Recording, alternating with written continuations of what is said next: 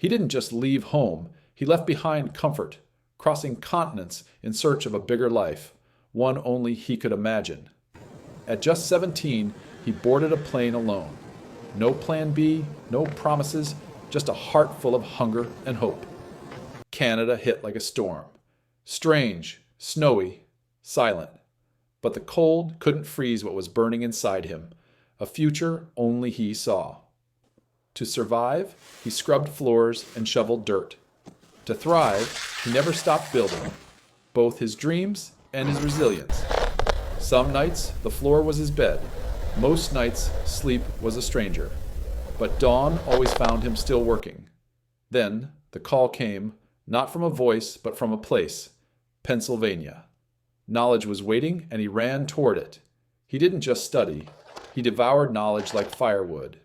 Physics, economics, fuel for a mind crafting tools to rebuild the world. While others partied, he wandered in silence, eyes on the stars, thoughts on orbits, heart already dreaming of Mars. He scribbled not just ideas, but blueprints for revolutions. Internet, space, energy, a world reimagined and rewritten. While friends laughed at memes, he studied data like it whispered secrets. And in those numbers, he saw destiny. Some said he was too intense, too focused, but he knew the future never belonged to the distracted. Then came a whisper from the West, California, the land of impossible ideas, and he moved, not with fear, but fire.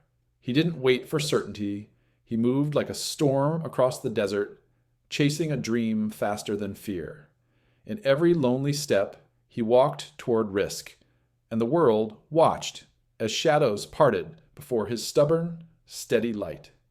In the end, it wasn't the rocket that took flight. It was him, rising beyond gravity, becoming who he was meant to be.